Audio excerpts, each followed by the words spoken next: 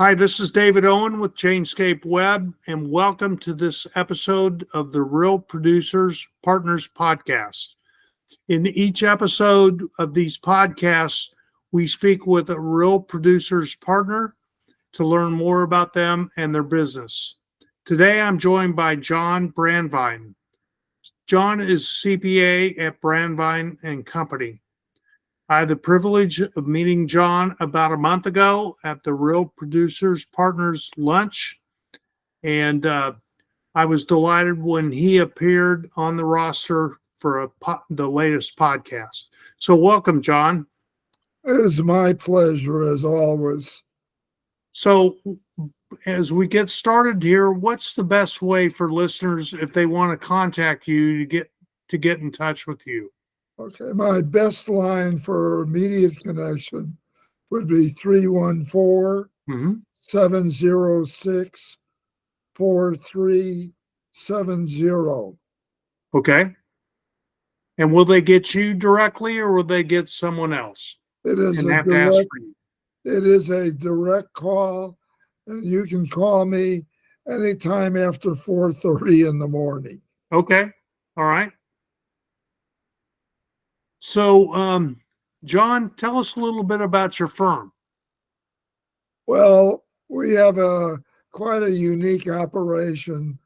I was a partner in a firm that I had started years ago. It turned out we became the second largest local firm in the city of St. Louis. I had 9 partners and 65 employees. It was a full service operation. We did a very creative and challenging job for our clients. We were unique, and whenever there was a partner's vote, it was always 9-1, which showed how different I was in the way things were done. But your vote counted most, right? Right. Great. So, what was the focus of the firm at that time? At that time, we took care of small, medium-sized companies, a lot of family businesses. And what we found was we provided more than just your accounting services. Okay. I grew up in a business family. Therefore, everything that I did was business related. I find that a lot of our clients and a lot of businesses really don't know their own business. They're so busy into it that they don't see above it. My job has always been to come up with unique things, operations. I mean, I had a client change their entire system of their telephone because their switchboard operator was not doing the job she should do. They had her doing other things, calling in. So we changed that around. It ended up becoming more efficient. And as a result, it was just one more thing that I brought to the table.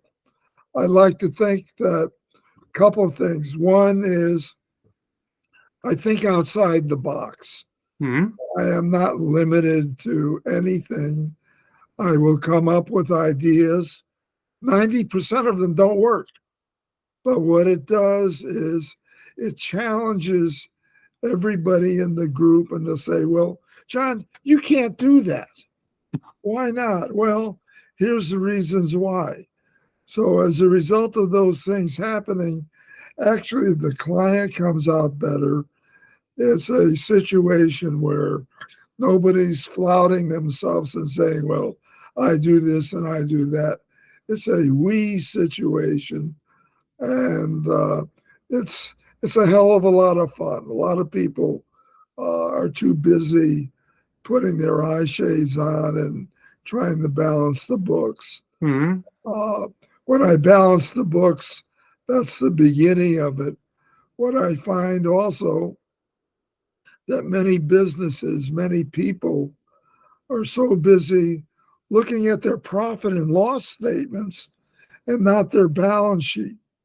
And therefore, they can see certain things, but they don't see the important things. And that balance sheet is so important to them. It's a long-term relationship, a long-term interview, and we have fun doing it. Sounds to me like you become a partner with them. I do, I am. In fact, in a number of instances, the clients have offered me a percentage of their business so that I am so involved in it. And I said, I'll tell you what, I don't want a dime of your ownership. I find that this way here, I'm not doing my thoughts and ideas, which usually don't work. But when I am advising a client, it always comes up with things that work. In fact, we had one situation just recently in the real estate field where I had a client, he wanted to sell his property. And what he did was he got contacted by a motel operation, and they were all set to buy his company. And what I did was I said, you're going to get hit with a huge capital gains tax. And therefore, what you think you're getting, you're not. So I was able to go to the hotel operation and work out an arrangement where instead of them buying the property, the client became a partner in that operation when they built a hotel. They subsequently went into 3 or 4 deals, and as a result, his real estate holdings are worth over $20 million now. Wow. And he did not have to put a dime into it because he had used his equity in his buildings, and he just sold one of the buildings where we had it a couple of years ago, and we had a $4 million profit on it, which Wow. turned out extremely well for it. Yeah. $4 million is nothing to sneeze at. Right. So, how did you get connected with real producers, and why did you become a partner? I've been involved with them for about 3 or 4 years now. Okay. I like to network. I love meeting people and getting involved with them and finding about them and their family. What I also enjoy doing is just trying to find out the derivation of their family's last name.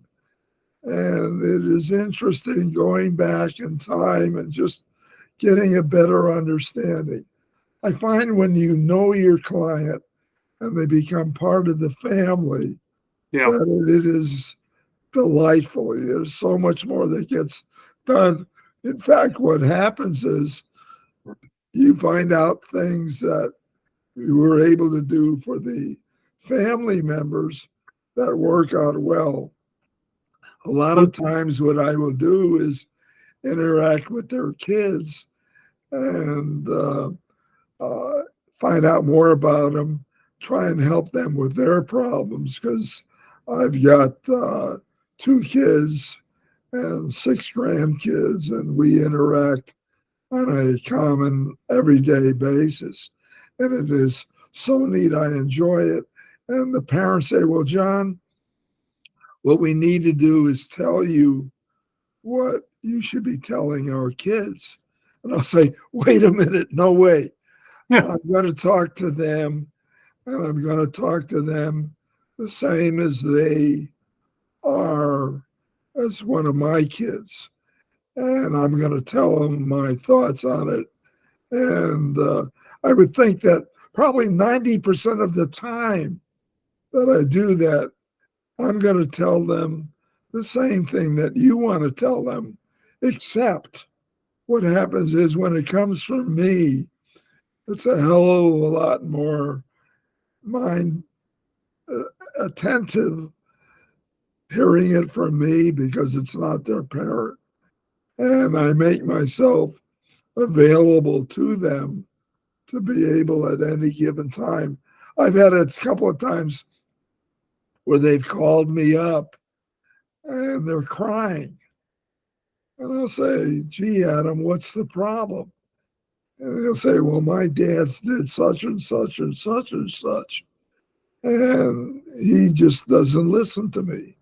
Yeah. So we had a long talk on it. And when we got finished, I said, your dad's right. And he looks at me and says, I thought you were going to tell me something different. I said, I'm going to tell you what is the best thing to do. And I will tell you this, making a mistake is nothing wrong. And sometimes you're better off making mistakes and learning from them, where it gives you that opportunity to really be able to develop yourself. Yeah, that is good advice. So, how long have you guys been working with realtors and the real estate market? Oh, only about 122 years. You know, that's all? That's my age. I started when I was very young. So you've been doing real estate. You've seen quite a change in the market. It is unbelievable the change in the market. I've gotten involved with a lot of different things. I've been investing in it myself. My grandson is now in his 7th year of it and has learned one hell of a lot. We interact. We have somebody else is doing his tax returns because I said sometimes it's better that I don't do that. This way here I can give you a hell of a lot more shit when things aren't going right. Yeah. Well, you have plausible deniability, right? Right. Exactly. Exactly. Well, what are some of the changes you see coming up in the market that people ought to be aware of? Well, I think the first and most important thing is this. What you've got to do is put together a plan as far as what you want to do, how you want to do it. You need to put together a projection and you need to have in place all of your equity, loans, and everything else that you're going to need to make that operation. What I find in the real estate market, and I go to a number of different real estate networking groups, and these people are not your competitors. Actually, you can learn more and do more working together and learning more, especially when you get together with somebody who's been at it for a number of years. Right. But I find also in these different groups, like my grandson, he's got a crew of a multitude of people that are able to do different things as far as fixing and repairing buildings and doing all the networking and things that need to be done to fix up the real estate. In fact, I use them a lot of times when I have some problems. I am totally ignorant as far as being able to do anything at all. They, at this point in time, will not even allow me to change a light bulb. Keep your hands off, right? Well, what I did was the light over the sink had gone out. So, in my infinite wisdom, I got a chair, stepped up on the chair, Yep. stepped into the sink, and removed the light bulb, except for one thing. When I twisted it, it snapped off. So now I have an open light bulb. Well, I can fix that. I went and got a pair of pliers and figured out that I can fix the light bulb. Well, electricity can be a dangerous thing. It sure can. So I figured, okay, I'll turn off the light switch. Then I thought about it a little bit more. I'll turn off the circuit breaker. I still didn't feel comfortable. I turned off the electricity to the entire house. Went up with a pair of pliers, fixed it except for one thing. I ripped it out so that now John had to go and get an electrician to fix it. So let other people help you where it's possible. Well, that's a good point. You can do, not knowing what you're doing, you can do more damage than it would cost you to have someone else do it. Well, I had worked in the steel mill when I was in college over in Granite City, Illinois. And I worked overtime on the emergency crew. I ended up spending a large portion of my time at the infirmary.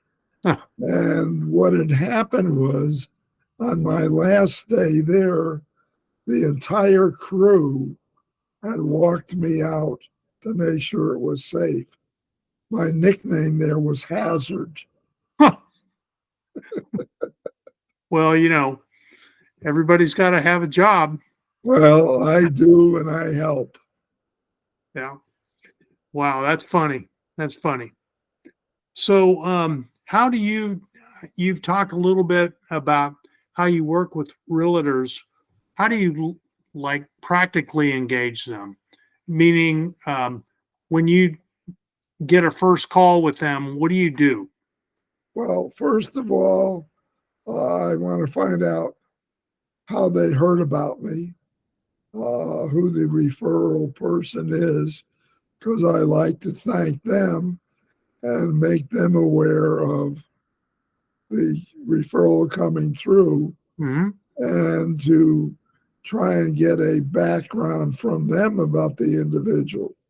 That it's a matter of meeting with the individual, meeting with whoever his other partners are at a point down the line, also meeting with his financial person. Do you like And to do that on the phone or in person? I'd like to meet face to face with Mm-hmm. somebody. It's so Yeah. much more fun. I love people, as I say, so that it's neat. It's interesting. In fact, what I do is I usually have them pick the place where to meet to eat. Usually do it over lunch or breakfast, Right. because this way I get a approach to different places to eat rather than my same place. I like to find out more about them, their background, what's going on, what they do, what they've done, where they've succeeded, where they've failed. Also, and number one in the beginning, I always ask, and this is everybody, is their will up to date? Do they Yeah. have a living will? Do they have a will to take care of their situation if, God forbid, a medical emergency comes up? So Right. that's number one. I'm always thinking about things that are related to their life, their family, and getting a better idea of what's going on. Then we'll look at their tax returns. I want to see what they've done, whether they have insurance, what their tax returns look like in the past. Let them have a better understanding of what it's all about. My approach is aggressive on the client's basis part, because in my mind, I have a slogan, which is, when in doubt, deduct. Yeah. Because if you don't take it as a deduction, Uncle Sam's not going to do it. He's not going to say, gee, you forgot this such and such. And especially when you're in business on your own. Also, what I find is this, and not everybody knows about it, as far as your home office deduction. What you want to do is make sure that it is used strictly for your business. Right. Otherwise, Internal Revenue could come in and say it's not full time for your business, therefore it's not deductible.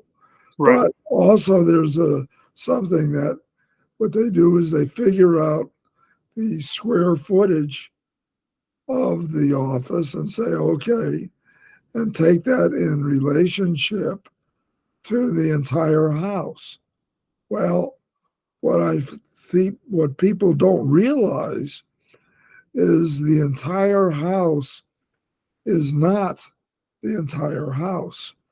When you consider it, you want to eliminate all hallways and all bathrooms in the Okay. overall percentage. So instead of maybe having a 10% related to your business, maybe it's 20 or 22%. When you are fixing your office up, everything, including all of the furnishings and everything else there, are deductible. Do Hmm. you have a wife or kids who are able to work and help in the business? On the kids, depending upon the structure of your entity, you can get by paying them and paying no social security tax on them so that they're able to get their money. Obviously, these kids are doing a hell of a lot of work and are worth every dollar they get paid. And it gives them a good sense because you can make it where uh, they can learn how to handle money themselves. Hmm. That's very important. Hmm. Once we get through all of the beginning, what we do is meet with the clients on an ongoing basis during the year. Some are more frequent than others. If there's ever a question, they call me up. A lot of times it's questions that have nothing to do with accounting. It may be something entirely different. I've got a lot of people I know, and I do a tremendous amount of referral recommendations to people. I find that by doing that, you find out who is really good. The client is thrilled because they've got somebody who's taking care of the job and they're doing it right away. And this is very important. This is a long-term relationship. I mean, I've got some clients I've had for 40 or 50 years, and Yeah. we do a lot of things. Our meetings together, you know, those are all deductible. Uh, but be careful, save, don't be frivolous with things, and learn to deal with people and smile. There are too many a-holes out there that are uh, not nice, happy people. And life is too short. Life Yeah. is much too short. Exactly. So, what would you? I mean, this is great advice, just in general. But if someone would want to start a new business, how would you want to engage with them? What advice would you give them? Well, some of the things I just said, Hmm. I play also devil's advocate. I will challenge them on a lot of things, not to be a smartass about it, but to make sure they understand what they're getting into. I mean, it's some people think, "Oh my God, you got your own business, you're set for life." It does not work that way. And the larger you get, the more difficult it becomes and the more that you need in the way of outside services. So it's a matter of doing what's necessary, but it's also a matter of being a good person, a nice person, Yeah. and being kind to people. Is the greater St. Louis area, do you work over in Illinois as well? Actually, at one point in time, I had done accounting work for a number of women's retail stores, Okay. and I had probably about 20 different locations in the area, not only in the Midwest, but I had some people out in California where I was doing their motel tax returns and helping them in the way of developing their businesses. So I did a lot of that. I also did a lot at one time as far as expert litigation, where I was doing a lot of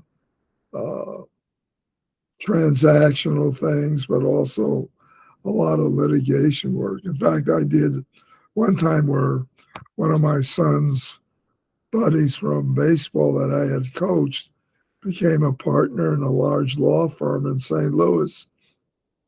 He did the accounting work for Ford, or he did the legal work for Ford Motor. Wow. And he called me up and said, "We've got a case where some supplier had sued Ford Motor for $450,000." And they brought me into the case, and we did our due diligence and everything, and found out that actually it was a reverse. They owed Ford over $500,000. Wow. And we were able to go back and get that money for Ford. So we've done a lot of different opportunistic things. And I love that challenge. I love a adversarial situation. I mean, like the guy in Suits, Harvey and Mike, where they're always in doing something. Yeah. Yeah. So, I think you talked earlier that you initially work with smaller companies. Yes. Do you have a size that you like to work with now? No. Um, I mean, I started off with some people who, have $1.98 in the checking account. Yeah. They're going from there. And then I had a uh, rug co-op company that was doing $7 billion a year, Wow. and we were doing the audit and tax work for them. So it doesn't matter. And actually, I give more involvement to my smaller clients than I do the bigger ones, because the smaller ones really appreciate what's going on. And like I say, a lot of times it's not even accounting things that they've got questions about. So it's a lot of fun.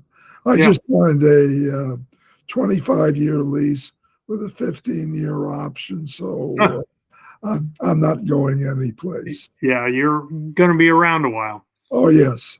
Yeah. Well, that's good. That's good. Is there anything else that you think the viewers ought to know about you before we wrap up? I think the thing is this, and I try and bring it forth, as you can tell from my discussions. You got to have fun.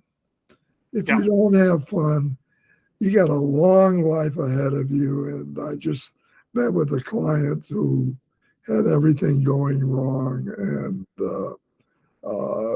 we've helped her out just from the problem area there. So be kind to people, be Mhm. nice, um, as I pointed out one time, don't be a son of a bitch. Yeah. Life is too short, and what you do is what you are. And you've got the ability on this earth to try and do things that'll be helpful to everybody. Well, And good. make sure this, that you have a will updated, that you kiss your wife goodnight every night, and Yep. don't go to bed mad. That's true. You just don't sleep good when you're mad. No. Well, I never had that problem. In fact, when my son was first born, uh, I'd wake up in the morning and I'd go to my wife, Judy, and I'd say, how was your night?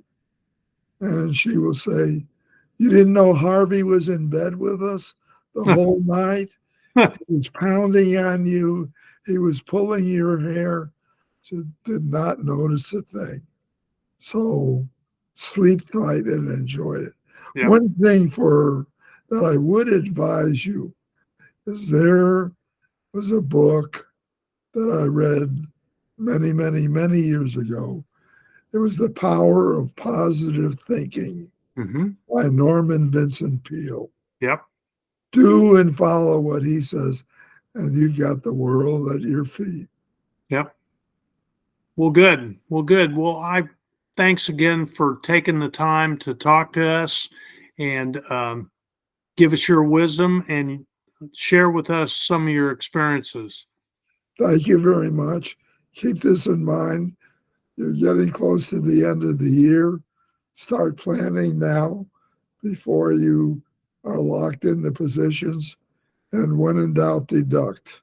Also, for those who know, CPA not only stands for I can prove anything, but I'm a constant pain in the ass. And I love it. So, are there any events that you're going to attend coming up? Many by our group. In fact, I am a guarantor for the meals of any real estate broker who comes to our meetings. Okay. So I just like to help people. Okay. All right. And when do those occur? They usually occur the second or third Wednesday of every month. Okay. And those are lunch meetings? Breakfast, lunch. We just had a golf tournament, and I took care of the 19th hole. Okay. Yeah. How would people find out about that? Well, I'm a dinosaur also, so Google it on Or your Google. can they call you directly and find out about it? They can call me anytime. Okay. All right. Well, listen, John, it's been great talking to you. And thanks again for your time. Thank you. It was delightful, and be safe. Okay. Thank you. Bye. Sure.